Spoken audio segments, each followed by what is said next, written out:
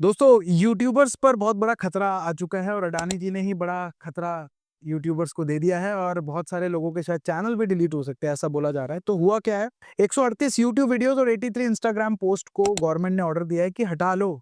और ये ऑर्डर किसके कहने पे दिया है? अडानी जी के कहने पे किया है। अडानी जी कोर्ट में गए और अडानी जी ने ये अपील दायर कर दी कि ये सारे जो यूट्यूबर्स हैं मेरे खिलाफ बहुत सारे वीडियोस बना रहे हैं जिससे मेरी कंपनी को नुकसान हो रहा है और हमारे इन्वेस्टर्स को नुकसान हो रहा है। तो रोहिणी कोर्ट ने, दिल्ली की रोहिणी कोर्ट ने ऑर्डर दे दी कि भैया चुटकियों में हटा दो, इन्वेस्टर्स का नुकसान बड़ा इंपॉर्टेंट है। ठीक है, तो आज के इस वीडियो में बात करेंगे, बहुत इंपॉर्टेंट बात करेंगे। मैं आपको ना रियलिटी बताने वाला हूँ इस देश की, और इस रियलिटी में दोनों ही इंक्लूडेड है। हम इन यूट्यूबर्स की भी बात करेंगे, इसके अलावा अडानी जी की भी बात करेंगे। इस वीडियो में आप पावर डायनेमिक्स और नैरेटिव का वो गंदा खेल जानोगे ना, जो आपने सुन लिया ना, आप मतलब सोचने में मजबूर हो जाओगे कि जिन लोगों को आप बहुत अच्छा समझते थे वो कैसे निकले और जिनको आप बहुत बुरा समझते थे उनकी अलग सोच चल रही है। देखो दोस्तों, एक वीडियो के शुरुआत में ना एक चीज दिखाता हूँ आप लोगों को। ये बॉटल है, आपको क्या लगता है ये आधी खाली है आधी भरी हुई है? कुछ कहेंगे कि आधी खाली है, कुछ कहेंगे कि आधी भरी हुई है। यही हमारी पूरी दुनिया का एक सार है जो आप लोगों को मैं समझाने वाला। लास्ट तक देखना, क्योंकि अगर आप एक कंटेंट क्रिएटर हो तो ये आपकी हेल्प करेगा कि आने वाले समय में आपको कंटेंट कैसे प्लान करना है।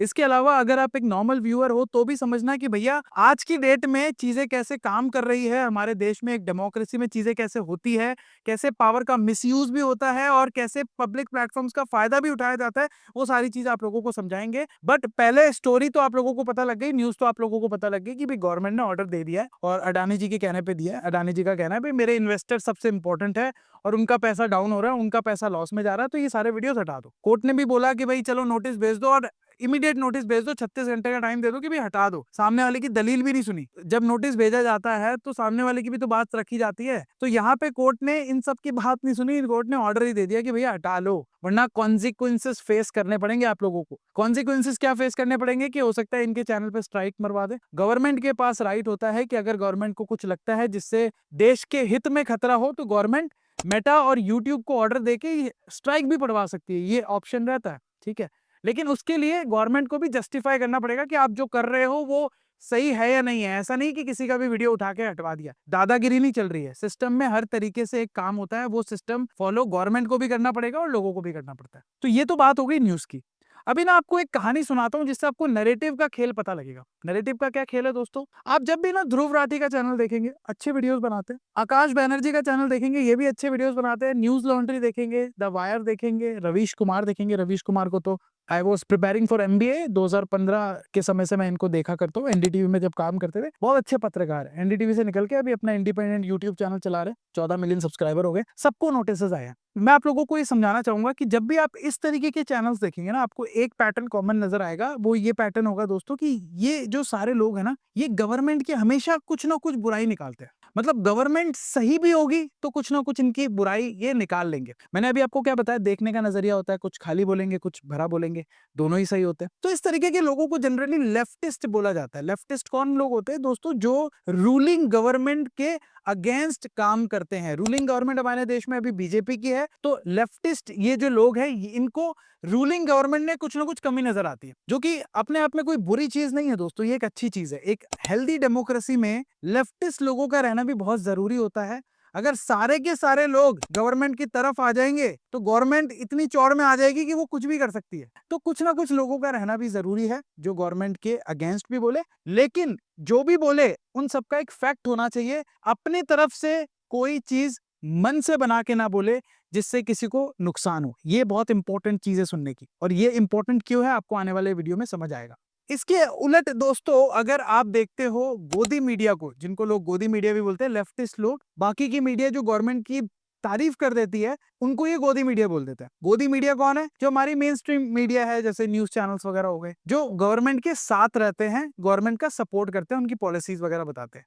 अब क्या ये लोग गलत है? तो आइडियली अगर आप अंदर से घुस के देखो तो ये लोग अपना काम कर रहे हैं। अब आप एक चीज समझिए कि एक दुकान है जिससे एक बंदा है जिसका नाम बीजेपी है, वो बहुत सामान लेता है उस दुकान से, वो बहुत सारे उसको ऑर्डर देता है, तो क्या दुकान वाला उसकी बुराई करेगा? अब आप ये कह सकते हैं कि मीडिया का काम सच को दिखाना है, तो सच दोस्तों, सच जैसी चीज को ही दुनिया में एग्जिस्ट नहीं करती है, फैक्ट एग्जिस्ट करते हैं। सच को देखने के नजरिए हो सकते हैं अपने अपने, लेकिन फैक्ट एक ही होता है। तो यहाँ पे हालांकि इन मीडिया कंपनीज के न्यूज चैनल्स का काम सच या एक फैक्ट दिखाना है, जो है उसको वैसा दिखाना है। लेकिन यहाँ पे ये मीडिया एजेंसीज थोड़ा सा गवर्नमेंट के इंक्लाइंड होती है। इंक्लाइंड मतलब अगर गवर्नमेंट ने गलत भी किया है तो उसको सॉफ्टली आप लोगों को बताएंगे, जिससे ज्यादा इन्फ्लुएंस नहीं पड़ता। तो एक तरीके से आप इनको गवर्नमेंट का सपोर्टर भी बोल सकते हो। अभी क्यों सपोर्ट करती है, उसके वेरियस रीजन है। मैंने अभी आपको वो दुकान वाला एग्जांपल दिया कि भाई अगर कोई आपसे सामान लेगा बहुत ज्यादा तो आप उसकी बुराई थोड़ी करोगे। अल्टीमेटली मीडिया भी क्या है, एक बिजनेस ही तो है। विदाउट पैसे के क्या मीडिया एग्जिस्ट कर सकता है क्या? जहां पे पैसा बीच में आ गया तो वहां पे आप लोग ये समझिए कि साइड्स जो है, जो इन्फ्लुएंस जो है वो एक तरफ चला ही जाएगा।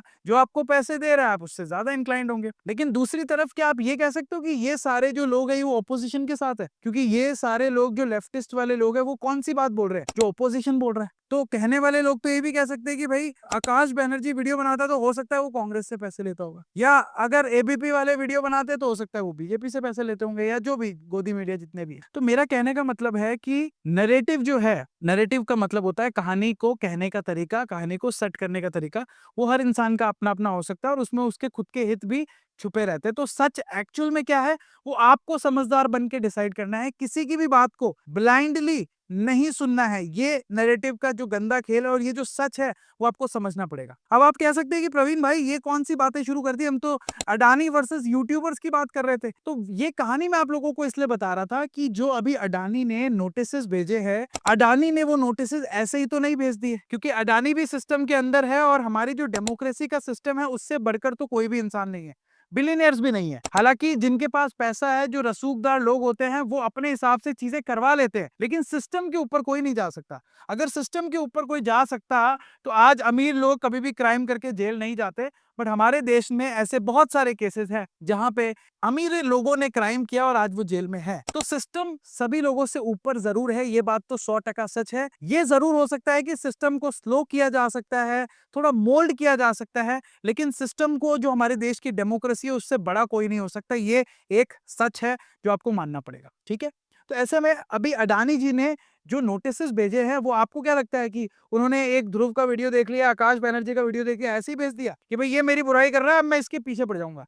ऐसे नहीं होता दोस्तों। इनके पास best of the best teams होंगी, best of the best law firms के साथ ये जुड़ सकते हैं। तो इन्होंने ऑर्डर दिया होगा, मुझे जो लगता है, मेरी साइड की स्टोरी ये है कि इन्होंने ऑर्डर दिया होगा कि यार देखो मेरे खिलाफ ना बहुत सारे लोग बोल रहे हैं, तो अब इन सबके वीडियोस, इन्होंने ये लॉ फॉर्म को बोला होगा कि भाई इन सबके वीडियोस देखो, कुछ ना कुछ ऐसा कानूनी एंगल निकाल लो जिससे हम अपने आप को प्रोटेक्ट करके इनको वीडियोस को डाउन करवा सकते हैं।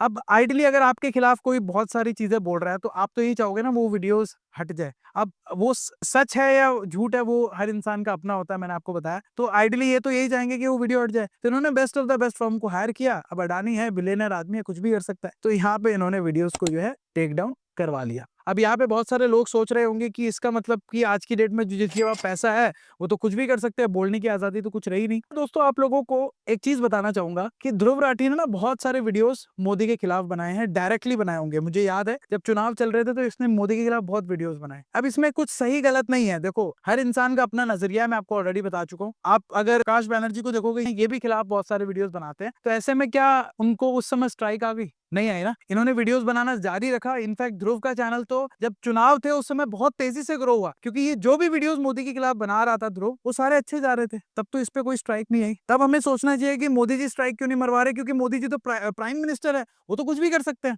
तो उन्होंने उस समय स्ट्राइक क्यों नहीं मरवाई? क्योंकि दोस्तों उन्होंने उस समय स्ट्राइक इसलिए नहीं मरवाई होगी क्योंकि ध्रुव ने जो भी बात बोली होगी वो फैक्ट होगी, वो प्रूफ हो चुकी है। राइट, गवर्नमेंट चाहे भी तो उस पर कुछ नहीं कर सकती, क्योंकि जो भी ध्रुव बोल रहा होगा उस समय उसमें कुछ ना कुछ सब्सटेंशियल ट्रुथ था जिसको कोर्ट भी नकारेगा नहीं। रोहिणी कोर्ट ने भी ये चीज बोली है कि भैया जो सच है वो सामने आना चाहिए, जिसमें फैक्ट है वो सामने आना चाहिए। लेकिन इसका मतलब ये नहीं है कि कोई भी कुछ भी वीडियोस बना के किसी का भी चीजें डाउन कर देगा या किसी का भी ब्रांड डाउन कर देगा। तो सामने वाले आदमी के पास भी ये राइट होता है माराने का, मुकदमा ठोकने का। तो ऐसे में मेरे कहने का मतलब यही है कि अभी जो भी इन्होंने वीडियोस बनाए होंगे जिन पे नोटिस आए हैं उसमें कुछ ना कुछ तो प्रूफ मिले होंगे। हो सकता है इनकी तरफ से गलती हो गई, या हो सकता है कुछ 1% भी गलती होगी ना, 90% वीडियो सही हो गए, 1% भी गलती हो गई, तो यहाँ पे जो best of the best firms है जो अडानी जी ने हायर की, राइट, उन्होंने पकड़ लिया होगा और उन्होंने नोटिस भेज दिया होगा। राइट, तो कहने का मेरा मतलब यही है दोस्तों कि अगर आप एक कंटेंट क्रिएटर है ना आज की डेट में, तो आप व्यूज के लिए किसी पर भी कुछ भी वीडियो बनाएंगे ना, तो आपको कॉन्सिक्वेंसेस